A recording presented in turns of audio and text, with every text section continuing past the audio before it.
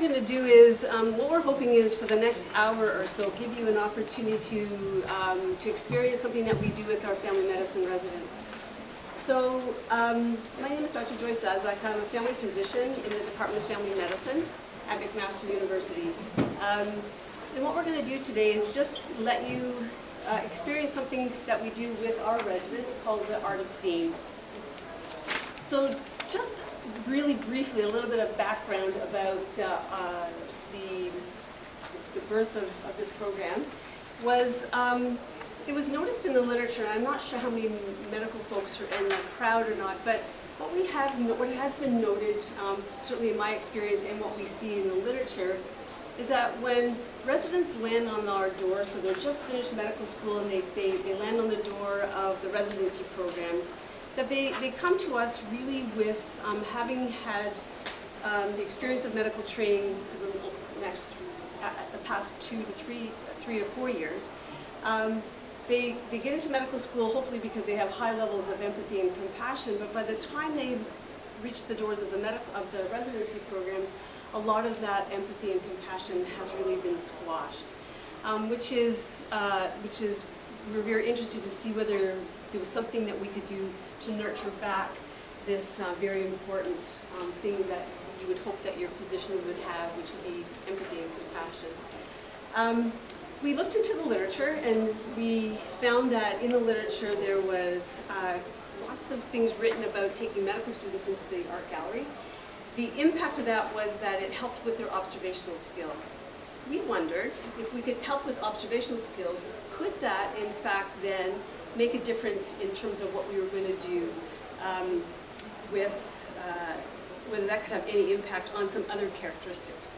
So the program, which if anyone's interested we can tell you about it later, is the residents come into the art gallery on campus. I work along with Nicole, and I'll speak just really briefly of the importance of that collaboration. So we have them for 4 3-hour sessions, and they come 4 consecutive Wednesday afternoons, in which Nicole teaches them to look, and then the skills that they learn in the gallery, we ask them to take it into their work as clinicians, and then we build on those skills in the following weeks.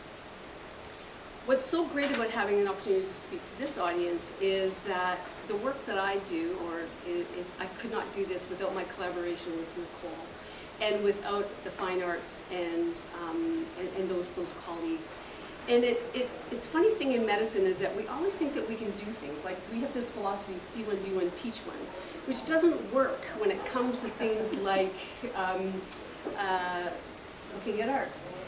So very quickly I realized that I had come to the edges of my knowledge about this, and I needed to find a collaborator and that was going to help me be with the residents in a way which is going to be more meaningful. So what I love about this program and what I love about the opportunity to speak to you is really been about the success of a collaboration in which I think is much, much more enriched. So I'm going to let Nicole talk a little bit more about that. Okay. And then what we're going to do is we're going to actually take you through one of the exercises that we actually do with the residents. We'll talk you through that and why we do it along the way. Okay, so in terms of the Museum of Art, what it was for us was an amazing opportunity to reach out to other faculty, bring a different audience into the Museum of Art. The humanities is on the decline at many universities in Canada, and we need to build our audiences in the museum. So this is a really, really good way to bring other kinds of students in, on top of art and art history students, of course, and other humanities students. But I think we want to bring the health humanities to McMaster, so we're doing our part, fighting the good fight, I guess. But this is also a really interesting and innovative way to use an art collection. And our art collection at McMaster is one of the finest in Canada. It's an amazing collection, 7,000 works of art, primarily Dutch masters, Impressionism, Post-Impressionism, amazing Canadian contemporary and Indigenous contemporary collection too. So we do that. Working with Joyce is amazing.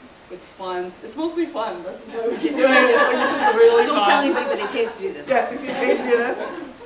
And we've expanded the art of seeing beyond medicine now, so we've had lots and lots of different clients. which has been amazing. And we've actually moved out into the community. Our colleague Sarah from the AGH is here. We use the AGH like it's our own place now, and other historic sites in Hamilton as well. So it's nice to move beyond art and look at different things as well. It's good for the residents to get out into the community as well.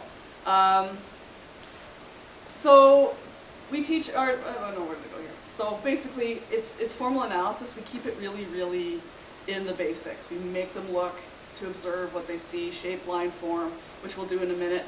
And of course, everyone wants to make interpretations immediately, but we bring residents back and make them observe, describe, communicate with each other. So we always pull them back into that. It's collaborative, it's small group learning. I think we usually have 20 to 25 residents in each group, which is very small, but it works for that. For various reasons, the museum's really small and we don't have a lot of space, but that's okay. But small is very, very good. And time spent in the gallery allows for reflection, some vulnerability, a chance to get to know colleagues and residents. It's such a different and difficult time in their lives where it's stress. And they actually don't get a lot of time to work together collaboratively, so it gives them a chance to get to know each other. But looking at art, of course, relies on intuition, which is not what you want to learn and not what they teach often, so it's good. A time for personal and professional reflection, and away from the noise and the stress of the clinic. So coming into the gallery is a really good place to slow down and to have a different experience.